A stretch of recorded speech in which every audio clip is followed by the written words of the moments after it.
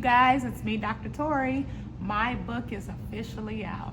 And yes, it is time to talk about ACEs. You guys can find the books everywhere. However, I would encourage you guys to go to my website, Be VicTORIEus.com, and place your order today.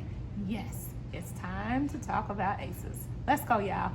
Hello, hello, you guys. Welcome to another episode of Be Victorious. Now, let me tell y'all something. Y'all know the Cycle Breaker series has been amazing. But when I tell you we have guests that not only know about ACEs, I got some guests that are real true bosses that are coming on this podcast. Now, this young lady is near and dear to my heart. Not only is she a founder and the executive producer of United We Heal, she is also the founder and executive producer of Excel Healing and Wellness. Stop and pause. Not only is she a mental health therapist, a certified trauma professional in Maryland, where I am now, she is Miss Unity World USA. I thought it was the sweetest thing. She said, "Can I wear my crown?" And as a queen, you have that right. Where are you, queen? I'm There's right here. and you better wear that crown. You wear it. You are doing big things. Thank you. Thank you. Don't ever hide it from anybody. And I cannot wait to hear your story because this is what this cycle breaker episode is Mhm. all about. So, of course, I had to represent and let them know who you were. But there is so much more. People need to understand when we wear our crowns, we wear them with pride. And your journey, your story is going to be an amazing story to share. So, Yeah. tell us about you. Okay, well, you gave a really good introduction. But I'm Ashley Hendricks. I have experienced a lot of trauma in my life, and that's kind of what led me into the field of mental health, specializing with trauma and ACEs advocate. So I've done a lot of research, I've done a lot of work, and that's kind of what made me start United We Heal Inc. So I felt like in our community, people of color, that we don't always have these uncomfortable conversations. We don't always have access to resources. Not to say they're not there, but they're not placed within our communities. And the stigma alone kind of limits us from reaching those access to stuff. So I started that as a way to be able to expand reach to people. In my work as a therapist, I primarily work with adolescents. So I look a lot at adverse childhood experiences. And a lot of people aren't fond of working with the youth for many different reasons. But I felt like when working with adults, a lot of their rooted trauma was in their childhood. And so I'm like, if I could go back and work with the youth and kind of help them while they're in those stages, maybe we can have less adults that are going through it. So that's a little bit about me and the work that I do and my passion with adverse childhood experiences. And here we are. We need Yeah. to build this bridge because ACEs are real. Yes. I will tell you, I am in Towson right now. Okay. I'm in Dallas. I just came back from a wonderful conference thanks to Family Tree. It was all about ACEs. I wish I would have known because I would have invited you personally. You would have fit perfectly in this room. Because when I tell you we need to have this conversation, it was humbling to be in a room to have the conversation with people that were already having the conversation. Yeah. Because I go into rooms and people have no clue about it at all. Yeah. Yeah. And you have to let people know how you became a cycle breaker. So, what's your definition of a cycle breaker? A cycle breaker to me is someone who kind of steps out of their comfort zone to say, like, enough is enough. It's going to end with me, especially when we talk about generational trauma and how things continue. And a lot of it's unintentional, but I feel like somebody who's willing to actually be aware of what's going on. And it's like, no, I'm going to be intentional and it stops here with me. Very good. And you have done it because you're a survivor. Mhm. People have to know if God brings you to it, He'll bring you through it. Yes. And so, for those who don't know, how would you describe your journey as a cycle breaker? Mm, it has been tough. It has been tough. For me, I think it took that level of awareness. Like I had to kind of really go through it, like you said, and I hit rock bottom if I say that, you know. So I'm a three-time suicide attempt survivor. And I think after the third attempt and I survived, it was almost like I know that God has something for me. There's no way that after three times that I'm still here and able to tell my story. And so I ran and had an individual who was one of my employees, and she was demonstrating a lot of like negative signs. Something was wrong with her. And I was like, I'm going to her house. My boss was like, you can't do that. I'm going anyway. And so I got there and I had a conversation, and she was the first person that I ever told my story to. And she was like, I was getting ready to take my life. And she was like, you literally came right at that time. And from that moment, I was like, this is my purpose. And it opened my eyes up to all of the stuff that I had, like my mom's trauma, different people in my family. And I'm like, no, it's going to end with me. Whatever it is that I can do, it's going to end with me. And not just in my family, but I want to reach out and help other people and break their cycles from a community as a whole, not even just my family. And that is what you are doing. You are a superhero. You are a cycle breaker. You are a queen. And I think that's the issue that people don't know. They know about ACEs. You're in the field, so you know. You're a therapist, you know what's going on. Mhm. But what are some of the strategies or habits or support systems that have helped you? I love you sharing the story about your friend, but me, storytelling is helping people. This podcast is an educational tool that has been used globally. So, what are some of your healing strategies? Mm. So I think storytelling was a big piece, like just being able to be vocal about my experiences and not holding it in. I think that was the initial healing part for me because it was like I did it. Like I told my story. I didn't have any challenges. And I think getting over some of the negative feedback. Like even when I started being more vocal and just on a bigger scale of my story, I would get pushback. There would be people that would say, "Oh, you're just doing it for attention," or, this happened for that.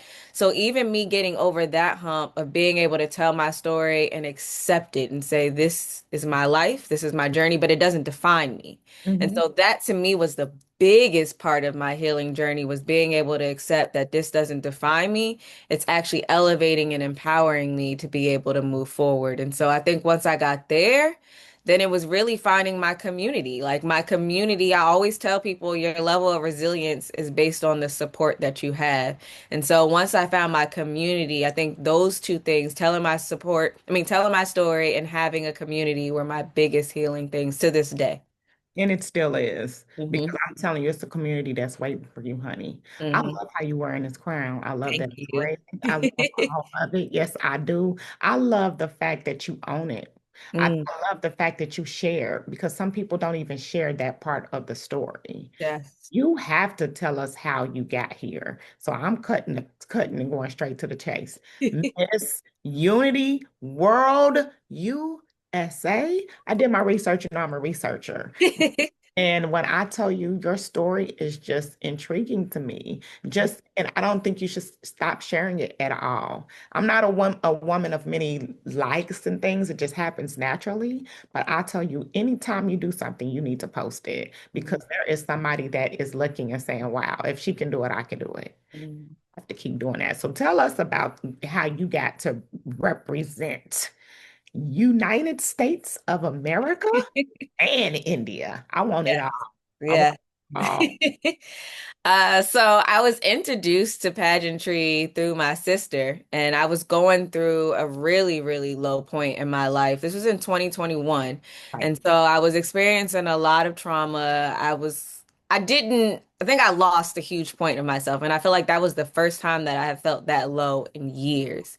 And so she was like, you should come do pageantry. I think this will be great for you.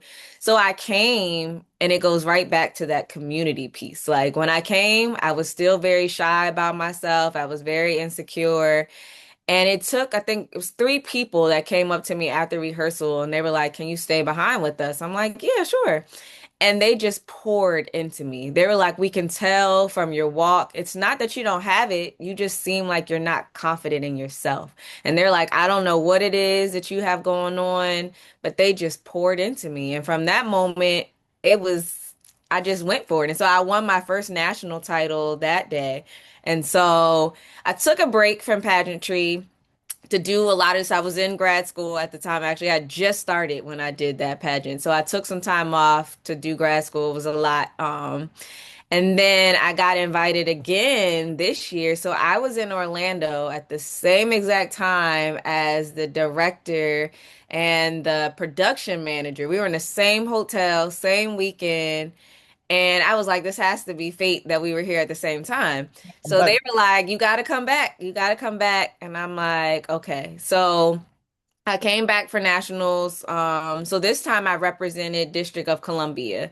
And so I was born in District of Columbia, went to school twice in DC and still work in DC now. So I was like, okay, I could do this. And so I got that title, which was a win. And then went on to nationals, which was just in New Orleans about 2 weeks ago, a week and a half ago. It was November 9th. And I competed for the Miss USA title and won. And so one of my biggest things, though, again, was community. Like, I think I would have never saw myself as a pageant queen. If you would have told me this like 10 years ago, I'd have been like, no, ma'am. But it's bigger than the crown, the makeup, the dresses. It's the community, stuff that people don't see behind the stage. Like, it's being surrounded by people who all have stories. Like I've talked to people who have experienced domestic violence, trauma, suicide, so many different things, and being able for us to tell our story and kind of build community and support, that was huge for me. And so that was a big push of how I got here. And so now I'll be representing USA and India in October of next year. So I'm excited. y'all don't know how Yep. I feel right now because you are an example of a true cycle breaker. You all missed it. If you didn't miss it, she shared with you guys that she is a survivor. When the Lord had a blessing over your life, we Mhm. just had this conversation, you know what I mean? Like over in 2 days in a conference of bringing people up in a community where we have to not criticize them for the things that they're doing, but your past is your past, your future is everything. And look at your example. You are letting people know that they can overcome obstacles. You are letting people know that you can heal. Because not only are you a therapist, again, maybe I'm just saying, nonetheless, you have to understand how powerful you are. And I know you know that, but other people have to understand that even though you go through these things, you can experience those, heal, and achieve goals that you never set for yourself. And Yeah. look at how God placed you on that pedestal. So you Yes. represent us, honey, but you're representing aces, you're representing survivors, you're representing Black women, you're representing Queen. And okay, let me stop and pause, but you got to give people their roses while they're alive. Because again, I'm talking to somebody that wanted to take their life, but here we are, and here you are. So you're representing for all of us who need to heal. You're a blessing. Mm. Understanding your aces, I know for a fact it helped you grow. And so here we are, you guys. This is the reason why the cycle breaker episode is all that it's going to be. But let's talk about legacy. What kind of legacy are you hoping to leave as a cycle breaker? Mm. So the legacy that I want to leave is somebody who can feel empowered and inspired. So even though life may throw things at you, that you can still continue. Like you said, it's not so much your story and maybe your past and the things that you've gone through, Right. but using that as a stepping stone, of a sign of resilience and strength to keep moving forward. So taking that and inspiring others. And that's kind of the legacy that I want to demonstrate. And even, I talk about resilience and strength so much, but on the other side of things, I always share and a legacy that I want to have is even more. Your resilience shouldn't define you. It's okay to be tired and want to take a break from being strong. And so I have to say both sides of the page here. So that's the legacy. I want people to understand that they can be strong and resilient, but they're also aware and give themselves grace to rest and push through. And that's how you survive and live. Hmm. I love it. I love it. So, what is something that you wish people understood more about childhood trauma or ACEs that isn't talked about? Ooh. How Um, that? No, I'm it's playing.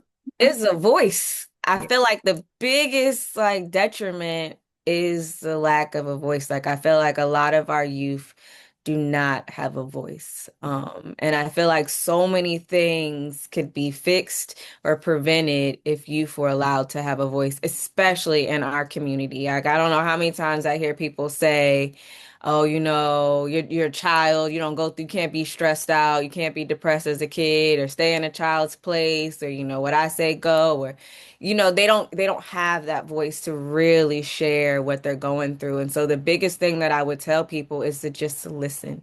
Like give youth a place to just talk, and you would learn so much, so Mhm. much. Because again, I did my research. I've seen you in some classrooms. Oh yeah. Tell us about that. Yeah, so I host a lot of different workshops for our youth. Again, I love the youth. And so the most recent one I did was at an I Matter event. And so I talked about who we are. So yes, the world may place different labels on us. They tell us who we are. We go through different experiences, but I want our youth to be able to use to look at those experiences, be aware of those experiences, but identify who is my core self outside of what I've been through, outside of what people tell me who I am. Who am I and who do I want to be? And so I have people identify those things through words, through pictures. And so again, storytelling, I love storytelling, but being able to identify who I am and who I want to be outside of what other people tell me I am. Do you travel outside of, well, you have your woman that has so many hats and wears so many hats. Do you travel globally to discuss mental health? Not yet, but I would love to. I do go across the US, but I am trying to network more because I want to be able to get in more spaces and speak more. And that is one thing a lot of people that I've worked with, so a lot of supervisors that I've had, they have all said that to me. They're like, Ashley, you have a gift of speaking and you need to be on somebody's stage speaking. So I'm always looking for different engagements. I plan on speaking at some different conferences next year. So yeah, so I am open to it and I would love to do it. I want to personally invite you while we're on here. We have an international, ACEs International Awareness Conference. Now, Okay. our ACEs acronyms are Awareness plus Community equals Empowerment.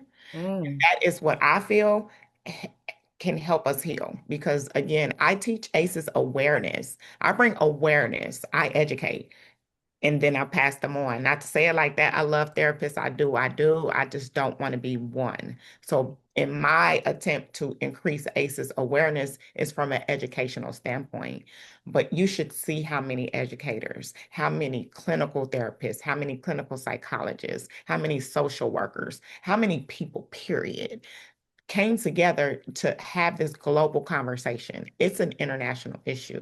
So I really want you to understand, I love the fact that you are representing us because you're going to have that conversation and speak from a mental health perspective because it comes to you naturally. And so when you have those conversations globally, that was the reason why I asked, because mental health in the United States is a pretty big deal. When you're on this platform, do you have that opportunity to share? Are those questions coming up? And this is just questions for me because, again, I'm nosy and I did the research on you and I think you are God sent. And I know that the Lord has placed you in a place to where you can have this conversation globally. So I know I also gave you just four questions into one. But again, how can you help those in the mental health understand in your position that you're in? Hmm. So, to speak to one of the questions, yes, I can use the platform to share my story. And that's like my biggest piece is using this platform to just share my story, speak for other people, give a voice to many people. I think with mental health, I have a blessing, I will say. And that was one of the things that I had to tell myself is that I have a combination of personal experience and then obviously book knowledge of going to school as a therapist. And I feel like that gives me a different perspective and leverage to different conversations that I sit at the table for.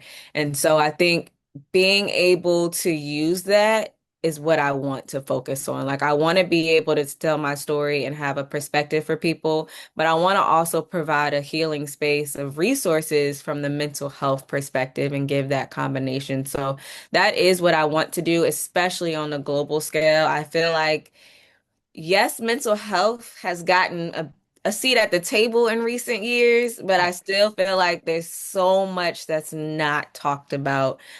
Even in pageantry, like there's so much stuff that goes on behind the scenes for mental health that people don't talk about. Like you're expected to come up, be pretty, be perfect, like suck it up, deal with it.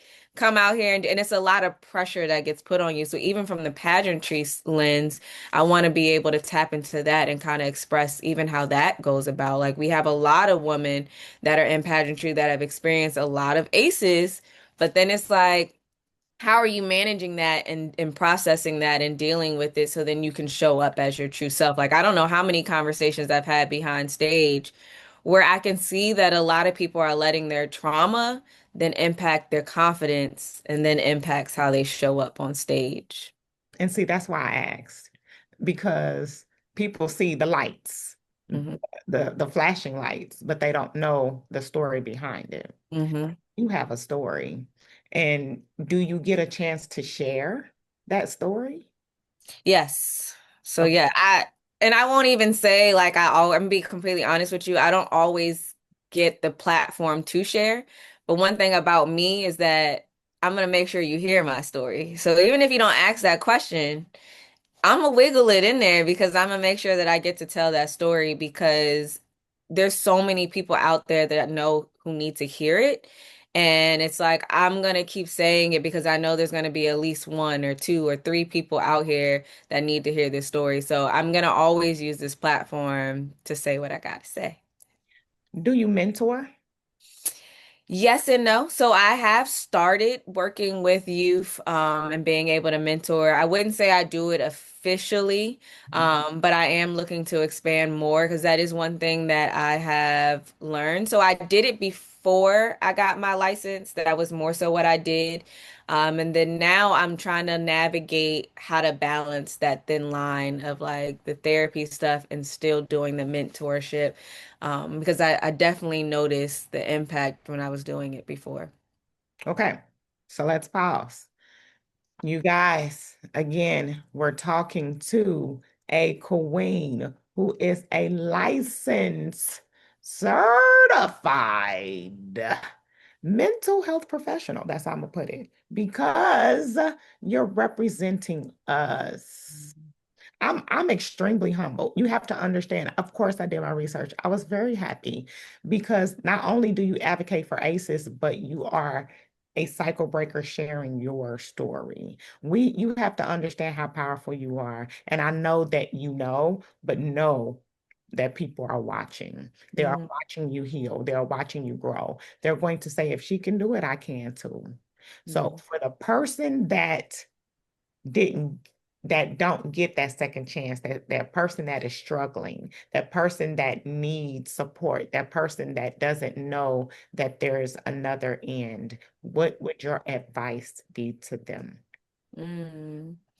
So my advice to them would be to know that you're not alone, to Yes. know that it's okay to not be okay, and to find your support, find your community, and find your purpose. And so I know that that's like, I always tell people that's so hard to hear though when you're in that moment, when you're in those dark spaces, but being able to find your light, whatever that is, find that light through one person. Find one person that you can truly rely on, and Mhm. that's who your person is. And so that's the biggest thing that I always tell people is just know that it's okay to not be okay, but find your person and find your community.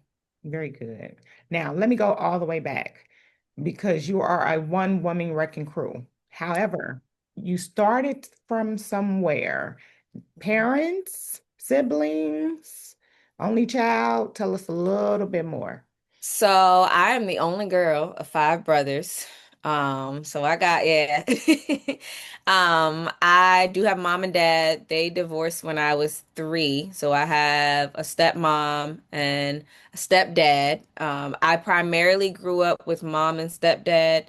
And then I would visit my dad in the summertime until I was about 12, and my parents moved back to the same state, and I would go to my dad's on the weekends.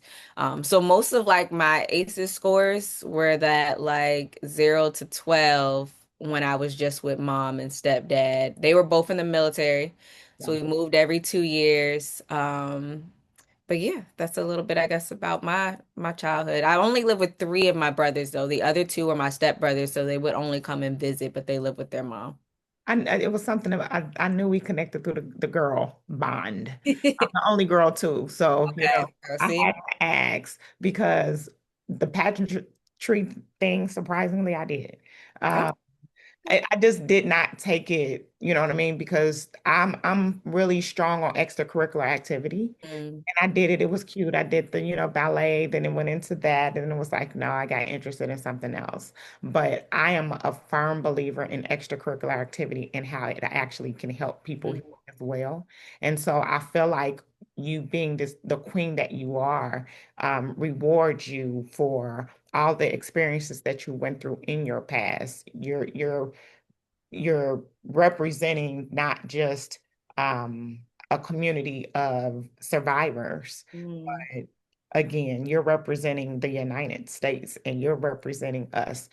So this is you just got this crown 2 weeks ago. Yes. So that means you have a whole year Yes. to represent. What are your plans? I am interested. What do you plan on doing?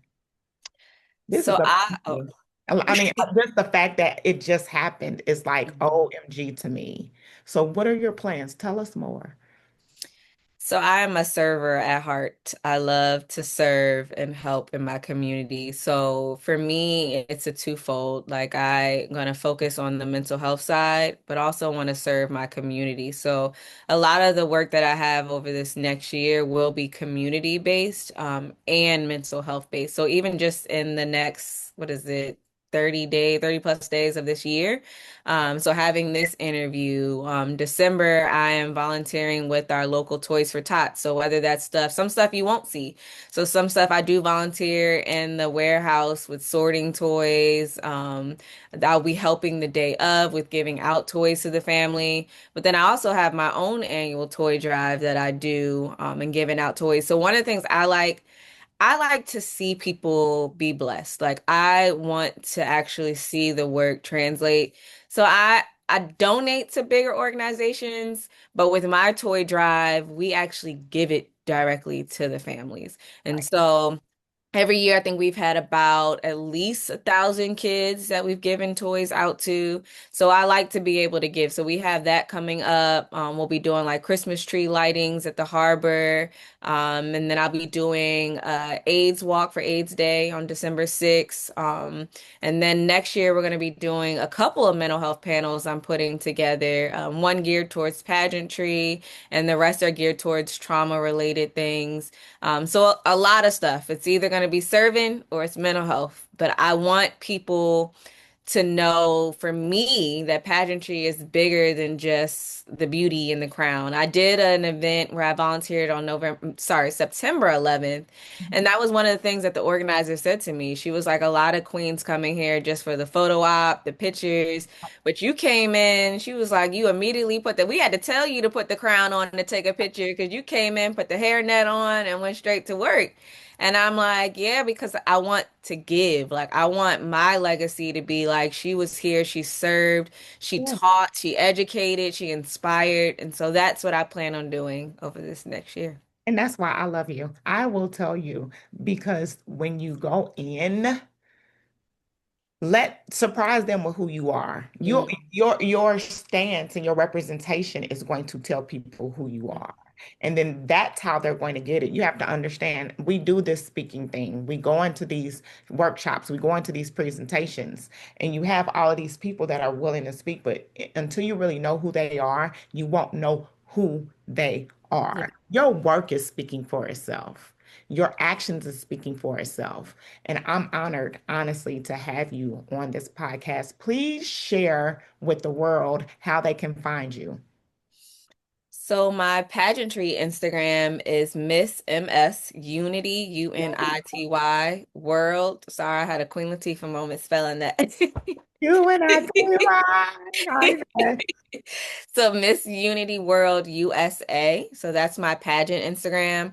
And then my therapist Instagram is BIPOC. So the BIPOC trauma therapist, which is also on Instagram as well. Yes, I love her, you guys. And guess what? I'm going to pull her. I have no other choice. Keep doing the service that you're doing, keep doing the work that you're doing Thank because people are going to recognize that and they're going to continue to pull you. And that is going to be your opportunity to wear your crown, to represent yourself, not just represent yourself, but represent us in the United States doing what you're doing and follow your passion. Your passion is leading if you did not know. I feel it in your spirit. It radiates in you. the room. So, of course, I want people to know who you are. I would love to introduce you to a community of people that are already talking about ACEs.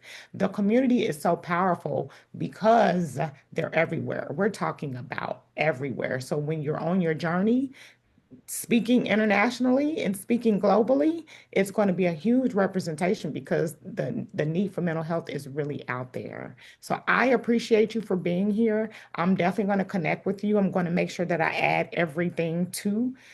We do have a Be Victorious Foundation. It's a mentorship program.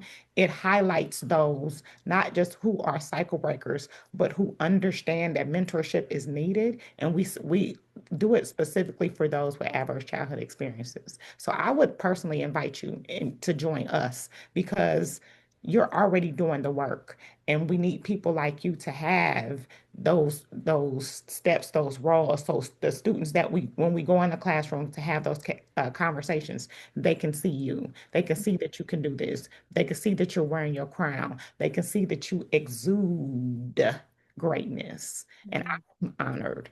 Thank you again for being here. And you guys, I am going to go ahead and say this is a wonderful episode of Be Victorious. You all know where to find me, but you will be seeing both of us together because I would love to step in and have those conversations that are needed. Yes. Thank you. I really appreciate you having me. Yeah, we're here. You're going to see me again. Trust me. For you all that are listening, thank you for listening and enjoy this wonderful discussion. But I'm going to end here because there's nothing else that need to be said. Just watch us shine, watch us grow, and make sure you support Miss Unity World USA on all of the verbal, all of the physical, and shine her light as she continues to grow. I love you and continue to do what you're doing, okay?